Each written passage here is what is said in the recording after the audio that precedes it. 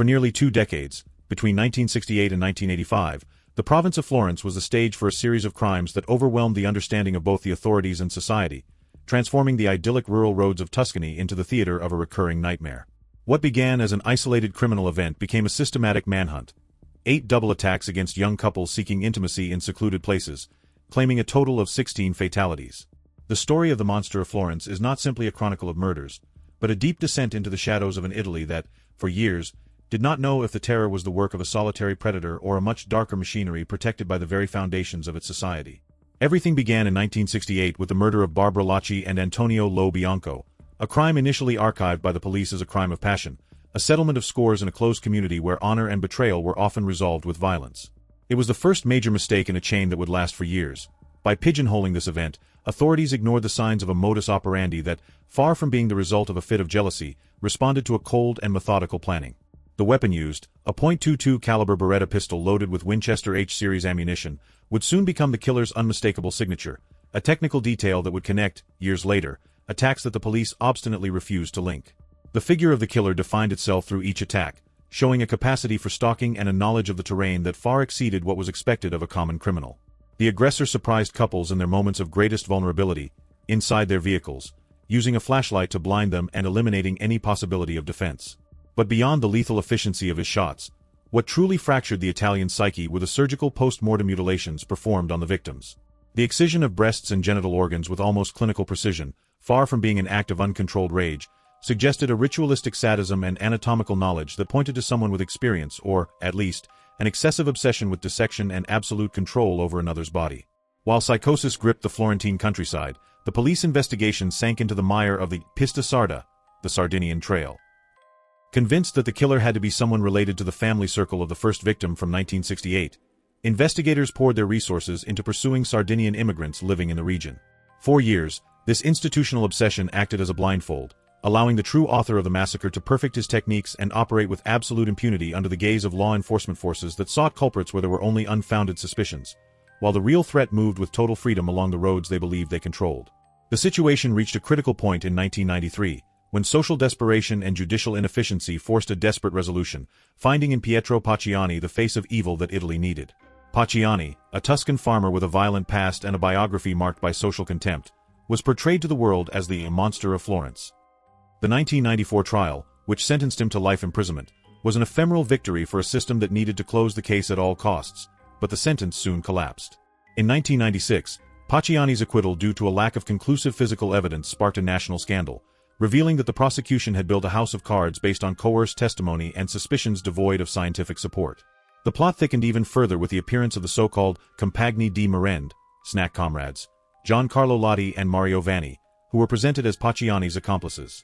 Their confessions, often contradictory and obtained under climates of extreme pressure, opened the door to a theory still debated in criminological circles today: the existence of the committentes, the instigators. According to this line of thought, Pacciani and his group were nothing more than low-life executors, pawns at the service of an occult elite, doctors, professionals, and influential figures of Florentine society, who allegedly bought the mutilated parts of the victims to use in esoteric rituals or black magic sessions.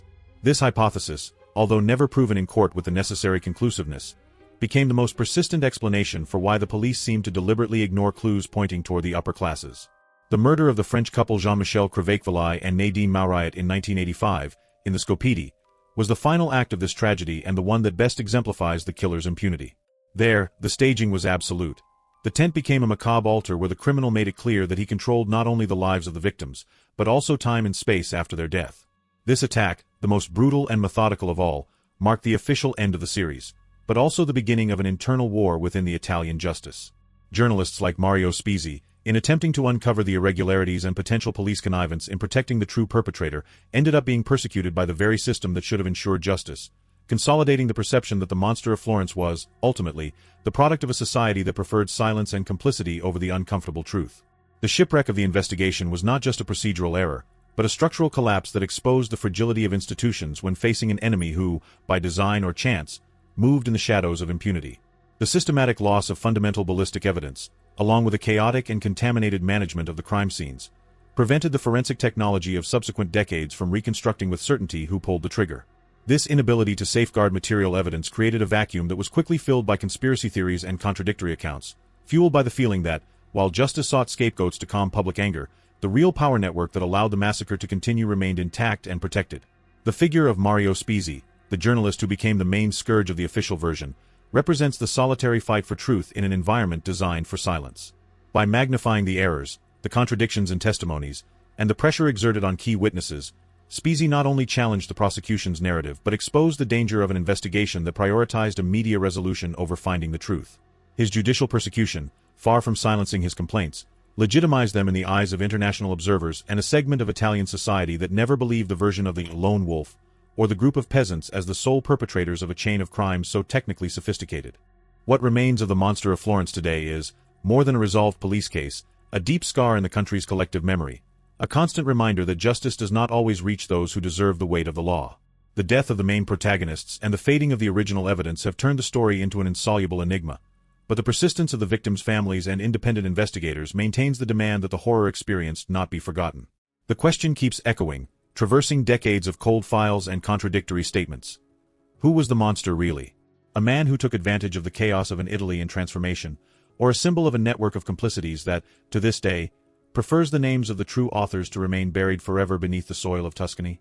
The true dimension of the Florentine horror lies at the intersection between violent crime and the paralysis of a state that found itself outmatched, or perhaps compromised, by its own structures. While the debate over the material executors occupied the headlines, a much more disturbing question lingered on the margins: the killer's incredible ability to elude police checkpoints. On multiple occasions, after committing the crime, the attacker seemed to vanish into a countryside that was, theoretically, under a hermetic police dragnet. This operational efficiency, often attributed to an almost supernatural knowledge of the terrain, is interpreted by many experts today as further proof that a flow of privileged information existed, guaranteeing the success of the incursions and the impunity of the retreats. This suspicion is fueled by the nature of the attacks in the Scopiti, where the killer's precision reached cinematic heights. The fact that mutilations of such complexity could be carried out in an open-air environment, without being detected or interrupted, suggests a total lack of vigilance or, worse, deliberate negligence by those who were supposed to patrol those areas. As the years passed, the prosecution, far from broadening its focus toward potential accomplices in high spheres, closed ranks around the theory of the esoteric sect and Pacciani's group, ignoring any trail that could lead to people of influence. This judicial strategy, which many have described as an institutional face-saving move, managed to close the case in court, but never succeeded in appeasing the public doubt over who truly benefited from that trail of blood. The social impact of this case was so devastating that it ended up reconfiguring the way Italians understood security and power. Florence, a city devoted to tourism and culture, was left marked by a stain it could never erase, turning walks through its hills into reminders of an era when youth was synonymous with extreme risk. Literature and investigative journalism, far from letting the story die out, kept it alive through constant analysis of the irregularities, transforming journalists like Mario Spizzi into heroic figures who, against all odds, dared to question the infallibility of a prosecution that seemed more interested in finding a scapegoat than in dismantling an organized criminal network. Today, the story of the Monster of Florence serves as a mirror reflecting a society's distrust toward its institutions. It is the story of a justice system that, when faced with abysses it does not want to explore, chooses to build a manageable narrative, letting the darkest truths rot along with the memories of the victims. The passage of time has sealed the files, but it has not silenced the questions that, like a persistent echo, continue to ask whether it was truly the hand of one man that sowed terror in Tuscany, or if that hand was just the executable tool of a structure of shadows that, today as yesterday, prefers to keep its secrets well hidden under the weight of history. To finish unraveling this story to its final consequences, we must look at the legacy of uncertainty that the case has left behind. What began as a series of murders in the Tuscan countryside became, over the decades, a monument to institutional suspicion, where every stone lifted by independent investigators revealed a greater crack in the credibility of Italian justice.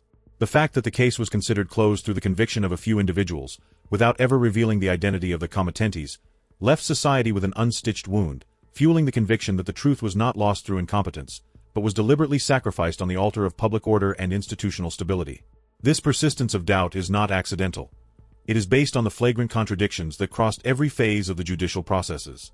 The confessions of figures like Giancarlo Lotti, which changed drastically as the interrogations progressed, were the cornerstone upon which the prosecution built its narrative of a criminal gang.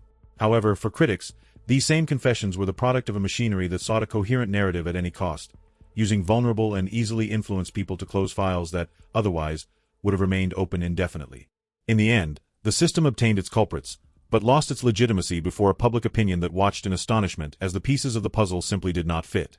Forensic technology, which today would allow such cases to be resolved with almost mathematical precision, arrived too late for the Monster of Florence.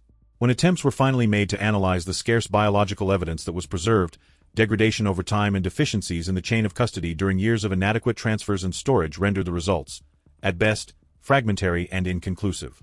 This irreparable loss of material truth was not just a technical misfortune, but the definitive sentence that condemned the case to live eternally in the realm of speculation. Without irrefutable proof, the story became the property of those who could tell it best, leaving the real victims in the background against the mythology of the killer. Today, the Tuscany that was the scene of those nights of terror has changed radically, but the echo of the monster remains part of its darkest historical identity. The hills, once places of escape, are remembered today as the space where a generational trauma was forged, forcing a rethinking of the relationship between the citizen and the state. If this case teaches us anything, it is that justice, when cornered by the weight of its own failures, is capable of creating alternative realities to protect itself from its own weaknesses. The story of the Monster of Florence has not ended, because as long as the questions about the real threads that moved those weapons remain unanswered, the case will continue to be, more than a criminal chronicle, the narration of how a society decided to live with a monster in its shadows rather than face the possible corruption of its own pillars. The final chapter of this story was not written in the courthouses, but in the memory of a country that learned to distrust its own official truths. As the years have consolidated the case as a cultural phenomenon, the figure of the monster has mutated from pure terror into a kind of dark myth that encapsulates all suspicions regarding Italy's institutional integrity. It has become an inevitable reference to understand how fear, managed through the media and justice, can alter the public perception of reality, allowing society to accept imperfect solutions just to regain a sense of order, even if it is artificial and fragile. What is most disturbing is how the structure of the case has served as a model to understand other power plots in Italy, where the threads that move the main events are usually hidden behind a smokescreen of bureaucracy and judicial process. The inability of justice to reach the committentes was seen by analysts not as a simple investigative failure, but as a demonstration of the real limits of the law when it bumps into interests protected by networks of influence. This notion of untouchable power circles, capable of using chaos as a tool of distraction, has remained in the popular imagination, turning the Monster of Florence into the embodiment of a suspicion much deeper than that of a simple serial killer. The suspicion that the system, instead of protecting us, can be the principal facilitator of horror. Literature and cinema have contributed to keeping this enigma alive, dissecting the same errors over and over again to try to find an answer that, deep down, many know no longer exists. Each new book or documentary that appears is an attempt to fill that gap left by the absence of proof, an exercise of desperate search to return dignity to the victims by finally finding the real culprit. However, this process has also served to expose the vanity of believing that, with enough time and analysis, the whole truth can come to light. Sometimes, history leaves us with a residue of mystery that is, in itself, the bitterest lesson, that there are secrets which, once buried under decades of incompetence and fear, are destined to remain in the darkness forever. Today, the province of Florence coexists with this past in a unique way, trying to look forward without forgetting that, at some point in its hills, the shadow of a killer left an indelible mark. For those who investigated the case from within, such as those who worked hand in hand with the families to obtain justice, the predominant feeling is one of a lost opportunity, a long wait for answers that never fully materialized. The case has ceased to be a simple criminal file to transform into a chronicle about the fragility of justice, the value of independent investigation against official narratives, and, above all, the unbearable weight of a half-truth that remains, decades later, the only inheritance left to us from those days when fear reigned in Tuscany.